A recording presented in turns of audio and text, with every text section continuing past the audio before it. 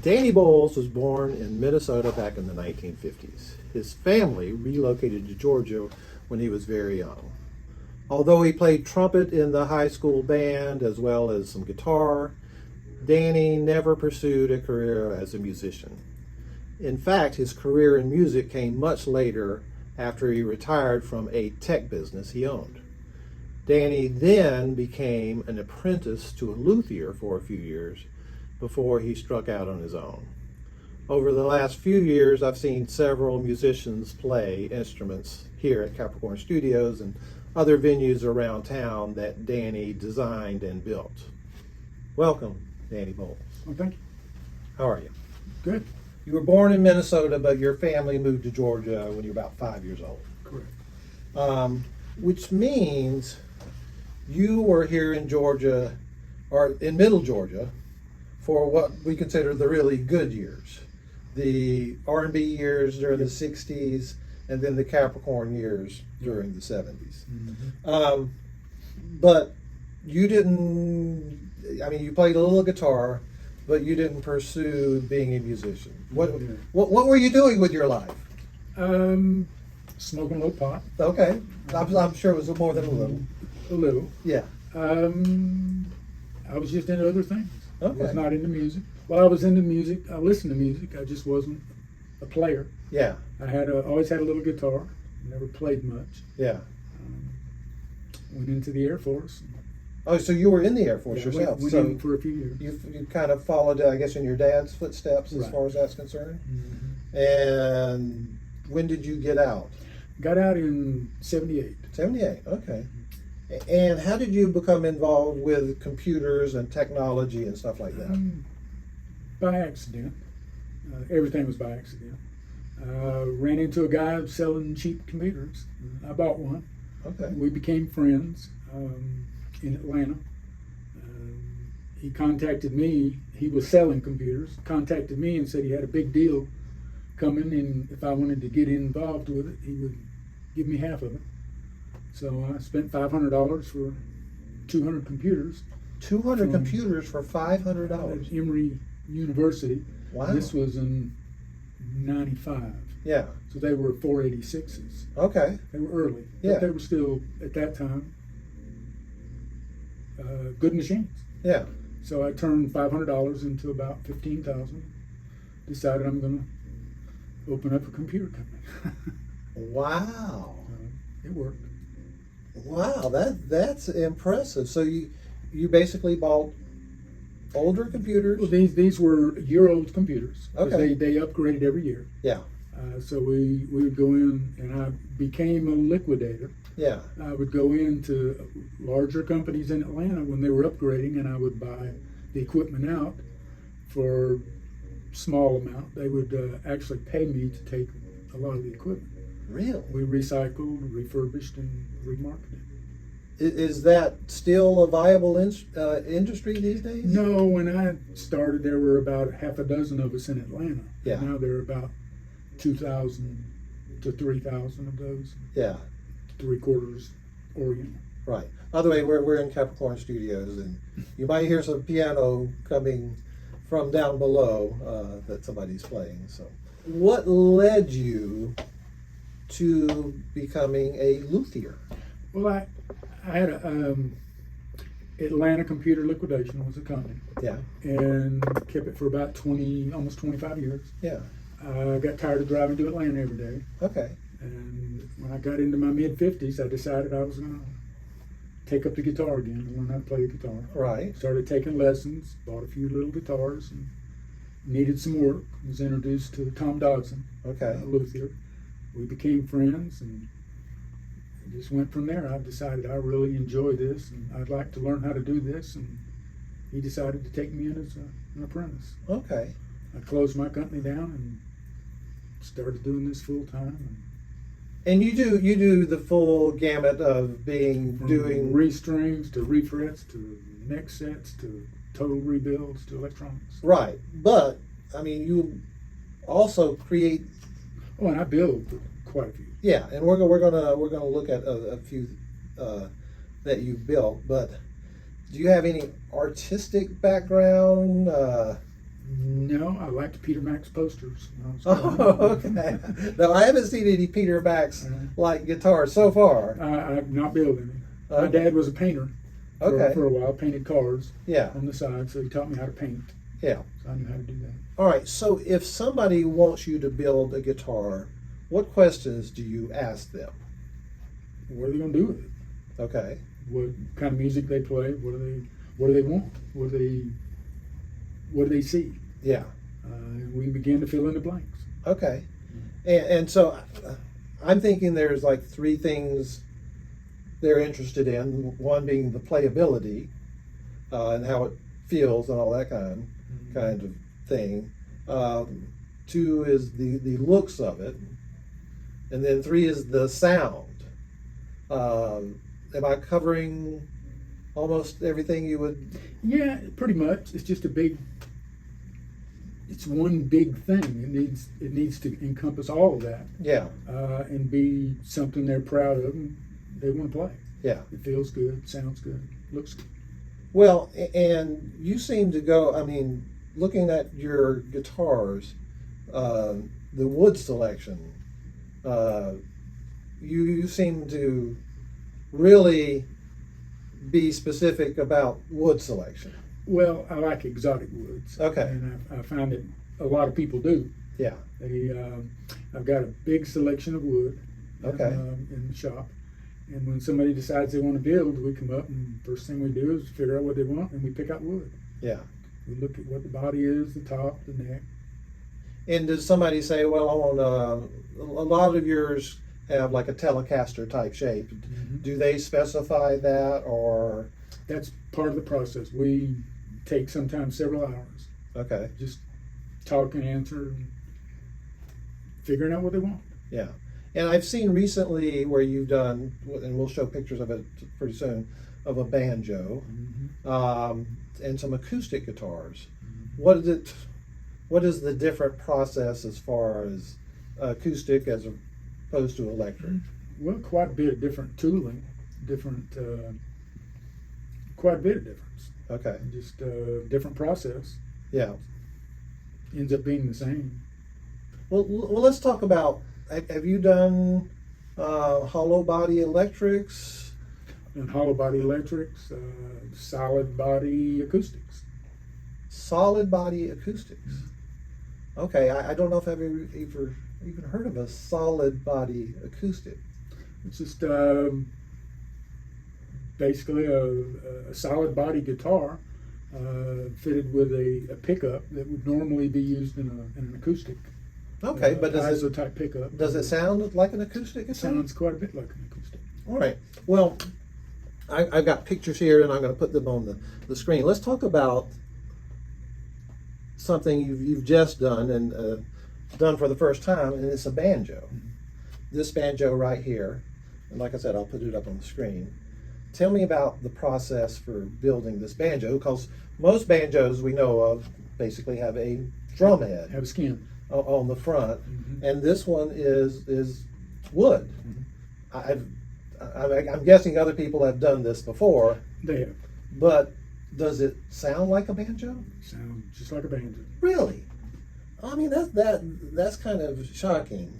But how is this different than building a guitar? Other than, it's got 4 strings. Have you got 4 strings? 5 strings. 5 strings. Okay. Different shape. Yeah. And this was built similar to some of the acoustics that I built. I start with a 2-inch thick piece of wood, Okay. create the shape that Yeah. I want, and I'll hollow that out Oh, really? and leave a thin back, thicker sides, Okay. and hollow it out, and then come back with a top Okay. and glue that top on. So, and that's how you build an acoustic. You hollow it out. Correct. Interesting. Because we were just talking about acoustics and them having like a skeletal. Yeah, and I don't bend sides and create little thin backs. Right. Okay, so you don't have to bend the wood or nothing like that. No, I just have to eat the wood out.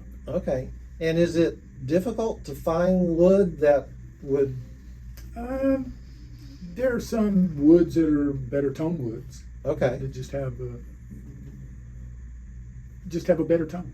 Okay. Some woods would be, like a pine would sound probably dead. Where would you get this wood? Do you have to order it from somewhere? There or- are places around the country. I just got in actually yesterday a load of swamp ash. Okay. Came out of California. Okay. Recently picked up a load of Spanish cedar. Yeah. Came out of North Georgia. Yeah. All 2 to 2.5 inch thick. Right. 18 to 20 inch wide. Yeah. Different lengths. Okay. And do you have like a favorite wood to build necks and the fretboard with? The neck, tone wise, maple is a good wood. Okay. For a neck.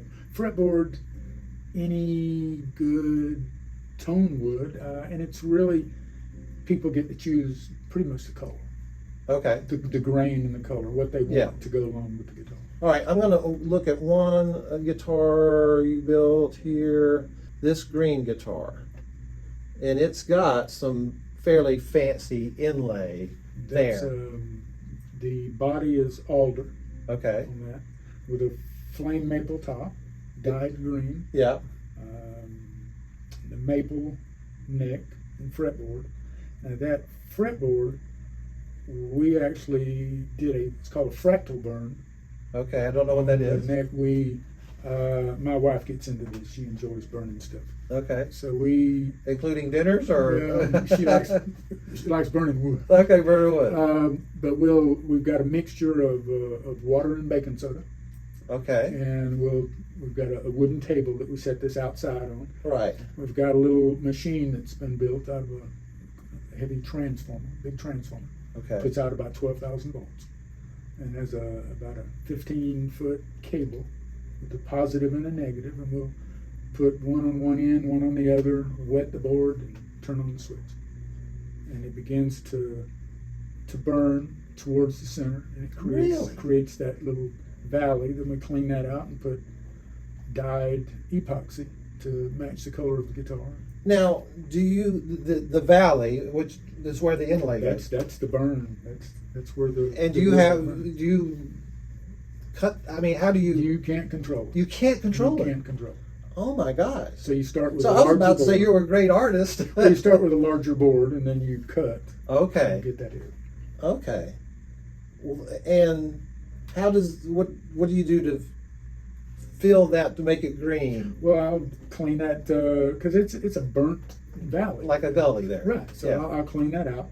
Then I'll mix epoxy, Okay. table quality epoxy, Right. with whatever color dye and pearls Yeah. that I want to match the guitar, the color. Mix that, fill it, let it cure, and then shave it, and create a fretboard out of it. Wow. And that's Chris Mormon Chris Morgan. holding That's the one of his. guitar. And do you have anything to say about the other guitar he's? The other guitar, actually, it's hard to see unless it's enlarged. It actually has fractal burns on the body. Oh, really? Just some little areas that he just thought was really cool. All right. Here's a bass guitar. That was my first bass. That was your first bass, and this is Jack Hall in the picture of Wet Right. Willie. Correct. Tell us about this one. This one, Jack had mentioned for a long time that he'd always played Fender, never had what he called a bespoke bass. Okay. His brother-in-law, Donna's husband, he plays bass. He had a couple of basses that were built That's specifically for him. Stan Foster. And Jack said he never had his own bespoke bass, so we decided to do that. And Okay. we gifted him that. And here's another shot of that bass guitar. First night he played that in Montgomery when they were Wet Willie Day, when they were inducted into the Alabama Music Hall of Music Fame. Hall of Fame. Yeah, that was 2 or 3 years back. Yep. All right. Here's David Hayes holding a couple of guitars, and they look the Telly style at least. Yeah, the one on the left is an electric, the one on the right is an acoustic. Oh, really? It has the wooden bridge with a bone saddle. Okay. Interesting. And you say it sounds like an acoustic. It does. I got to hear this. I got to hear this. This I've seen recently. The Rattlecaster. The Rattlecaster. Did you do the carving and all that? No, actually, when I was working with Tom, a customer came in with his son who had a dragon carved on top of his guitar. Yeah. Which was really cool. Yeah. It's kind of geeky, but it's kind of cool. It was a good job. Right. His dad was with him, and his dad actually did the carving. Oh, okay. And he said, well, I can carve snakes and different things. I said, well, I've got a couple of bodies. I'm going to give you a couple. Just carve and just bring them back to me. And he carved the snake, the Rattlecaster, later named the Rattlecaster. My brother in Warner Robins killed the rattlesnake that we used for the pickguard. And that's real snakes? That's rattlesnake killed in Twiggs County. Okay. And this guitar, you said, recently came back to you. It did. A gentleman in Nashville, Pat Bergeson, Oh, sure. called, and he had seen that picture on a friend of his phone. Okay. And he called and wanted to know if I did anything other than reptiles on guitars. I And? said, well, I do. Okay. And he was interested in actually playing this one. And this was about 2 weeks before COVID started. So we were kind of put on hold. And in the meantime, this guitar sits in the shop, and a local gentleman I've built a couple for came in and just had to have it. So I sold it to him. And it's been hanging at his place and hasn't played it much. And then about 6 months ago, he came in, we talked, and I bought it back. I traded him another guitar. Okay. Have there been any other wild designs like this? No, not really. That was out of the ordinary. Well, have there been any other out of the ordinary requests as far as any other things? Maybe. I've had one gentleman that grew up in West Virginia. He's about 75 years old. When he was a child, there was a big black walnut tree in their yard, and it had a big swing in the tree. And that's where he remembers from his childhood. Right. Several years ago, 4 or 5 years ago, that family property was sold, and they were developing the property. And he was notified by a friend that they had cut down that big tree, and there were several big logs there.